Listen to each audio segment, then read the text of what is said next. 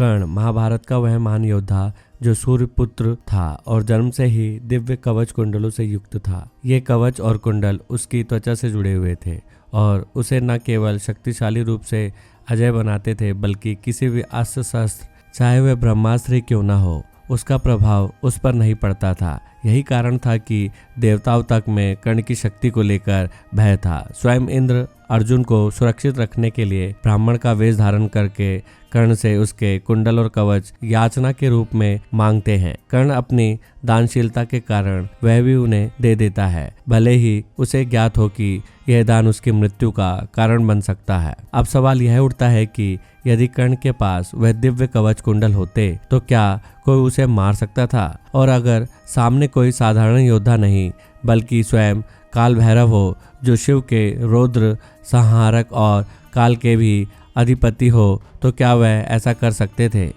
काल भैरव कोई साधारण देवता नहीं है, वे भगवान शिव का वह रूप है जो काल यानी समय और मृत्यु को नियंत्रित करते हैं। उनका कार्य अधर्म का विनाश करना है। वह संहार के देवता हैं, परंतु अकारण या धर्मशीलता प्रणालियों का विनाश उनका स्वभाव नहीं है। वे वहीं हस्तक्षेप करते हैं जहां धर्म का संतुलन टूट चुका होता है और अधर्म सिर चढ़कर बोल रहा होता है। ऐसे में प्रश्न यह नहीं है कि काल भैरव में सामर्थ्य था या नहीं, बल्कि प्रश्न यह है कि क्या वह धर्म के अनुसार कर्ण को मार सकते थे जब वह कवच कुंडल सहित था। कर्ण कोई असुर या अत्याचारी नहीं था, वह जीवन भर धर्म और अधर्म के बीच झूलता रहा। उसे समाज ने तिरस्कार किया लेकिन उसने कभी अपनी स्थिति का दुरुपयोग नहीं किया। उसकी दानशीलता, साहस और युद्ध कौशल इतना महान था कि मित्र और शत्रु दोनों उसका सम्मान करते थे।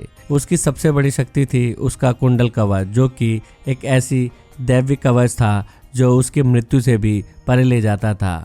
अब यदि कल्पना करें कि कर्ण का सामना काल भैरव से होता है और उस समय कर्ण के पास कुंडल कवच है तो परिणाम क्या होता? तो सबसे पहले हमें यह समझना होगा कि काल भैरव संहार करते हैं लेकिन वह केवल अधर्म और अनीति के विरोध में हस्तक्षेप करते हैं। कर्ण के पास कुंडल कवच होते हुए भी जब तक वह धर्म की मर्यादा में है और उसकी आत्मा निर्दोष है तब तक काल भैरव उसे मारने का कारण नहीं देखते। दूसरा, कवच कुंडल केवल भारी सुरक्षा नहीं थे, वह सूर्यदेव की शक्ति से युक्त दिव्य कवच थे जिन्हें स्वयं देवता भी भेद नहीं सकते थे। अगर इंद्र जैसे देवता छल का सहारा लेते हैं तो इसका मतलब यही है कि सीधे बल प्रयोग से कर्ण को हराना संभव नहीं था। ऐसे में काल भैरव भी यदि मर्यादा में रहकर युद्ध करे तो कवच कुंडलधारी कर्ण को मार पाना लगभग असंभव था।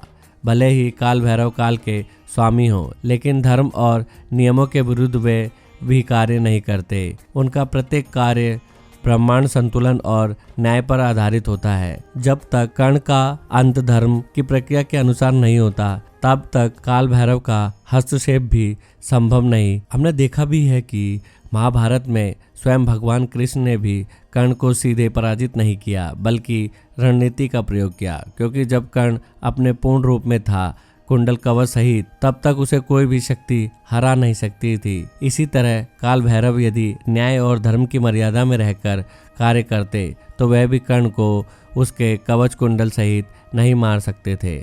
इसलिए निष्कर्ष यह है कि जब तक कर्ण के पास उसका दिव्य कवच और कुंडल थे तब तक वह मृत्यु से परे थे। न मनुष्य, न देवता और न ही स्वयं काल भैरव भी उसे मार नहीं सकते थे, क्योंकि उस समय वह केवल एक योद्धा नहीं बल्कि एक दैवीय सत्ता का प्रतीक था। उसकी शक्ति, उसकी आत्मा और उसकी मर्यादा यह सब मिलकर उसे लगभग अमर बना देती है। तो दोस्तों, आज के वीडियो में बस इतना ही। जल्दी मिलते एक नए वीडियो के साथ, तब तक के लिए बाय, टेक केयर।